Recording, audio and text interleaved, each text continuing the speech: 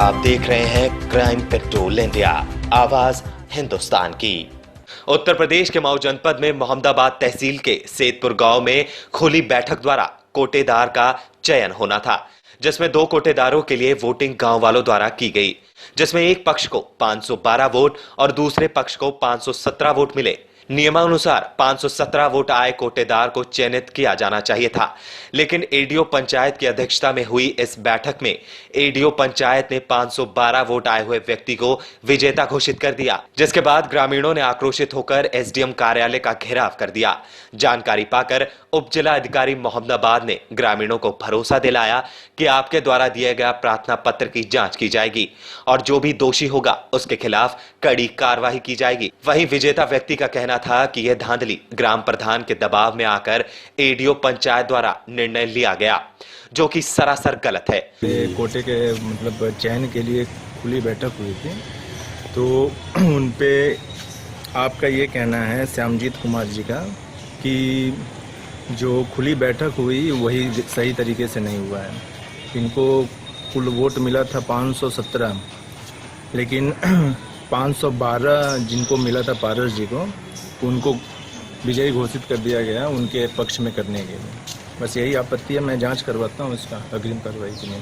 हमारी क्या है सर, कोटे का चयन आज जो है कि बैठक थी, वहाँ जो प्रधान जो बैठक में जो कार्रवाई है जो पंचायत साहब के माध्यम से था, वहाँ जो है कि बैठक कराने की जो नियमित कार्रवाई करनी थी, जो है कि पहले कार्रवाई लिखी गई और जो उसमें जो है कि बैठक में पहले ही गिनती के माध्यम से जो कराई गई थी, उसमें जो गिनती में हमारा अधिक हुआ है जनता के द्वारा, जो है कि हमको न्याय मिले और जो है कि वहाँ प्रधान हमारा पूर्ण बहुमत थी और जो है कि उसमें जो है कि बहुमत होने के बावजूद भी वो बार बार इस बैठक में बार भग जा रहे हैं, उनके पूर्ण बहुमत नहीं है। जब मुझे बहुमत मिला था तो मुझे ही विजेता घोषित करना चाहिए था। ऐसा ना करके उन्होंने दूषित मानसिकता का परिचय दिया है। मऊ से प्रमोद विश्वकर्मा की रिपोर्ट। जनपद जलौन के कौच में आज अखिल भारतीय ब्राह्मण महासभा के तत्वाधान में सैकड़ों आक्रोशित ब्राह्मणों ने उत्तर प्रदेश के महामहिम राज्यपाल को संबोधित ज्ञापन कौच के उप जिलाधिकारी को दिया। ब्राह्मणों ने ज्ञापन के माध्यम से आरोप लगाते हुए बताया कि उत्तर प्रदेश के रायबरेली जनपद के ग्राम अटावा ऊंचाहार में रोहित शुक्ला एवं उनके 4 साथियों की निर्मम सामूहिक हत्या कर दी गई और उत्तर प्रदेश शासन इस पर कोई ध्यान नहीं दे रहा है। इस हत्याकांड को अंजाम देने वाले आरोपी आज भी फरार हैं और उत्तर प्रदेश शासन ऐसी वारदातों को रोकने के लिए नाकाम साबित हो रहा है। आए दिन हत्याएं हो रही हैं। सूबे की सरकार जो ब्राह्मण पर लगातार अत्याचार करवा रही है और उनके सूबे की सरकार के एक मंत्री पर आरोप लगाते हुए मांग की कि मंत्री को तत्काल मंत्रिमंडल से हटाया जाए और मुख्यमंत्री स्वयं मृतक परिवार के घर जाकर सहानुभूति प्रदान करे और हत्यारों पर रासुका लगाई जाए। ये हमारा जो अखिल भारतीय ब्राह्मण महासभा है, जो रायबरेली में हमारे ब्राह्मणों की हत्या हुई निर्मम, उस पक्ष में दिया है। तो प्रार्थना पद्धति आपने क्या अवगत कराया? अवगत कराया ये कि जो हमारे निर्मम हत्या जो ब्राह्मण समाज में हुई है, हमारे जो शुक्ला जी की हत्या है, उनकी जो साथियों की हत्याएं हुई हैं, तो ये सरकार से भी निवेदन किया गया है कि कम से कम उसे परिवार के लिए सहयोग राशि और एक व्यक्ति को, उस परिवार के सदस्य को नौकरी दिलाई जाए। और अगर ऐसा नहीं होता है, 15 जुलाई तक का हमने समय दिया है, 15 जुलाई के बाद नहीं होता है तो विधानसभा में 17 जुलाई को हम लोग उसका घेराव करेंगे। जो ब्राह्मणों की निर्दोष हत्याएं हुई हैं उसके पक्ष में दिया, उसके पक्ष में दिया है और ये बहुत निंदनीय कार्य है और इस पे सरकार जो है विशेष रूप से देख के, और जो अभी फरार है उनको भी पकड़ा जाए।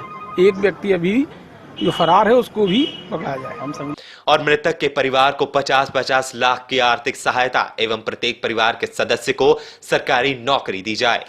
जलौन यूपी से अनुज पाटकर की रिपोर्ट।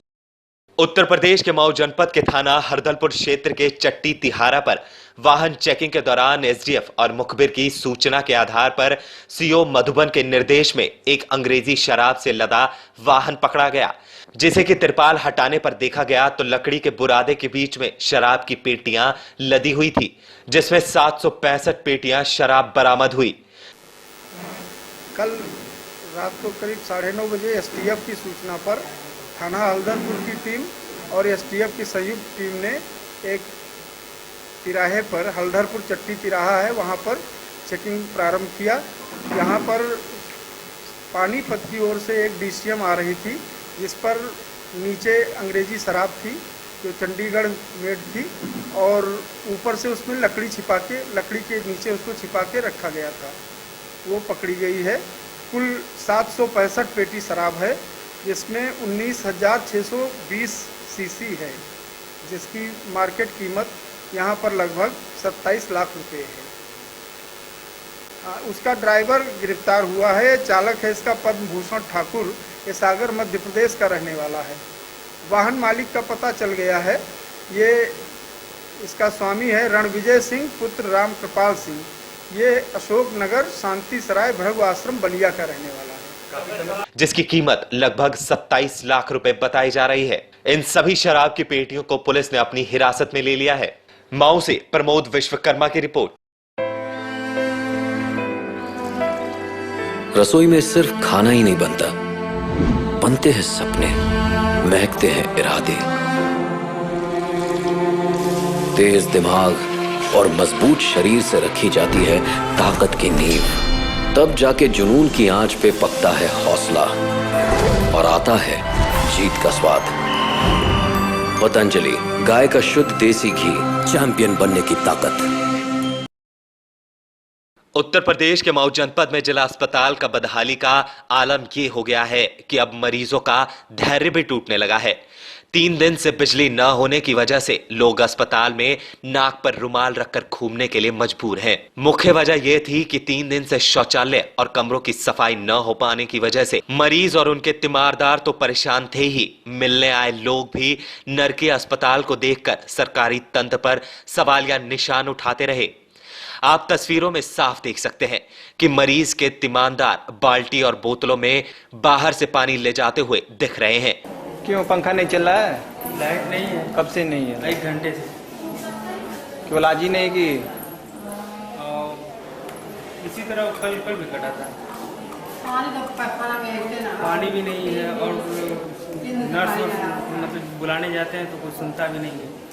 पानी नहीं आ रहा है लैट्रिनों में। पानी तो आज 3 दिन हो गया। 3 दिन से जो है हमने CMS साहब से बोला भी था, लेकिन वो जो है कोई वहाँ पे लग रहा है कार्रवाई नहीं करे। हमको आश्वासन दिए थे लेकिन कुछ हुआ नहीं। वहीं बर्न वार्ड में मरीजों का तो इससे भी बुरा हाल है। लाइट नहीं है, आप अपनी पंखियों से बेना डुला रहे जिला अस्पताल में। हाँ, लाइट क्यों? लाइटिंग में पानी नहीं, पानी नहीं आ रहा। लाइटिंग में पानी नहीं आ रहा है, लाइट भी नहीं है, लाइट भी नहीं, पंखा भी नहीं चल रहा है। कब से नहीं चल रहा है? अभी 2-3 घंटे से। वहीं 3 दिनों से अस्पताल के अन्य यंत्र मशीनें भी बंद रही, जिससे ओपीडी में दूर दराज से आने वाले मरीज अस्पताल प्रशासन को कोसते नजर आए। कैसे है आप बता रहे हैं? अभी कल तक मैं पानी दिया हूँ, कल शाम को खुलवाया हूँ, तब 2 जगह लीकेज हुआ है। उसको बंद करके फिर मैंने उसको चालू कराया हूँ, पूरा तरह भर नहीं रहा है। अभी बड़े बाबू को बुलाया हूँ, पाइप की व्यवस्था करवा रहा हूँ, उसको लगवाऊंगा तभी तो आएगा। 3 दिनों से सर पानी नहीं आ रहा है। आप 1 महीने से कहो पानी नहीं आ रहा है, जनता मर रही है, पानी 5 दिन से नहीं आएगा तो। पर मैं नहीं कह रहा, मरीज कह रहे हैं। मरीज कह रहे हैं, लेकिन मैं मरीज के ही साथ रहता हूँ। ऐसा नहीं है कि मैं 9 बजे से लेकर के 8:30 बजे से लेकर के। दवाएं भी जो है, दवाएं हैं, दवाओं का आदेश दिया गया है, धीरे धीरे आ रही हैं, जो आ रही हैं वो बढ़ रही है। जो नहीं है मैं उसकी व्यवस्था इमरजेंसी में ऑपरेशन के लिए। इमरजेंसी में ही पानी नहीं बता रहे लोग, 3 दिन से नहीं है सर। मुझे पता है जी। जब पाइपें फटी है तो पानी कहाँ से आएगा? लाइट नहीं चला, लोग पंखियों के इशारे फिर। लाइट के लिए मेरी लाइट केबल पूरी की पूरी बरस्ट हो गई थी। वहाँ तक मैंने टेम्परेरी मिस्त्री को बुलवा करके जुड़वा दिया है। मऊ से प्रमोद विश्वकर्मा की रिपोर्ट। गांव वाजना में राशन डीलर गयानी के खिलाफ लोगों ने आक्रोश जताया और राशन डीलर धारकों से अभद्रता करने का आरोप भी लगाया। लोगों का आरोप है कि राशन डीलर दबंगों को राशन सामग्री देता है और काला बाजारी करता है, दलित बस्ती के लोगों को छोड़ देता है। लोगों का कहना है कि राशन डीलर गरीब असहाय लोगों को दबंगई दिखाता है और गालियां भी देता है। लोगों ने प्रधान से भी इस राशन डीलर की शिकायत की, पर फिर भी आज तक कोई कार्रवाई नहीं हुई। राशन नहीं देता है, सामान को फेंक देता है, लेने जाते हैं कहते तुम्हारा राशन है नहीं, भाग जाओ यहाँ से, जाओ।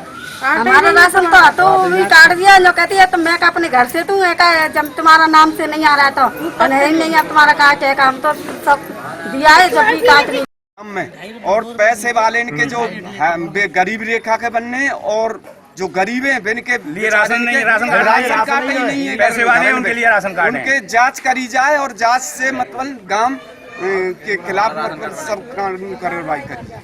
मथुरा से जयकृष्ण पांडे की रिपोर्ट। दिल्ली के सिविल लाइंस एरिया में आंगनवाड़ी कर्मचारियों का 15 दिन से धरना प्रदर्शन चल रहा है। आपको बता दें कि प्रदर्शनकारियों का पिछले 3 महीने से मानदेय नहीं मिला है और अपनी मानदेय और कुछ मांगों को पूरा कराने के लिए हजारों की संख्या में आंगनवाड़ी कर्मचारी धरना प्रदर्शन कर रहे हैं। प्रदर्शनकारियों का कहना है कि हम तब तक नहीं उठेंगे जब तक सरकार हम लोगों की मांग पूरी नहीं कर देती। इस मौसम में, इस गर्मी के मौसम में सारी महिलाएं इस तरह से बैठी हुई हैं, अपनी मांगों को लेकर डटी हुई हैं। अरविंद केजरीवाल सरकार इनकी मांगों को पूरा नहीं कर रही है। गारंटी है। आप अपनी कंट्रोल ऐसे ही रखो, सेंटर बंद करो।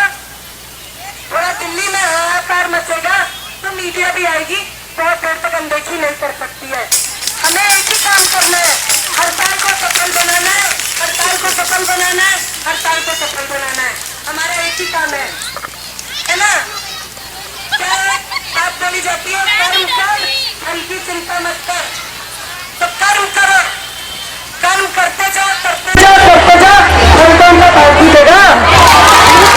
ये नहीं कहावत है कि कर्म करो, फल का प्राप्ति देगा। दिल्ली से विनोद शर्मा की रिपोर्ट।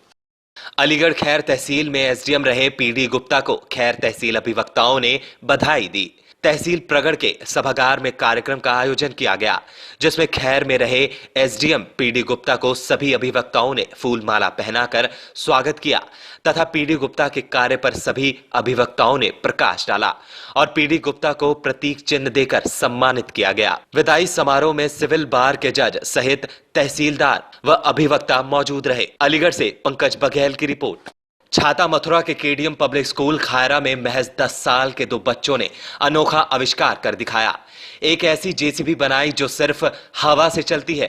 बेकार सामान का अनोखा मिश्रण करके सिर्फ 1 महीने के भीतर बनाई एयर जेसीबी। 7वीं क्लास के बच्चे गौरव पांडे एवं कपिल पांडे ने पहले भी ऐसे कई आविष्कार किए हैं। जगदीश गोयल एवं रतन कुमार जी द्वारा दी गई शिक्षा बहुत ही सराहनीय है, जो कि बच्चे इतने अच्छे आविष्कार करने योग्य हैं। जब डायरेक्टर महोदय से इस आविष्कार के बारे में पूछा गया तो उन्होंने बताया कि ये बहुत ही अच्छा और भविष्य में हमारे देश और हमारे देश की सेना के काम आने वाला आविष्कार है। छाता मथुरा से बनवारी लाल पांडे की रिपोर्ट।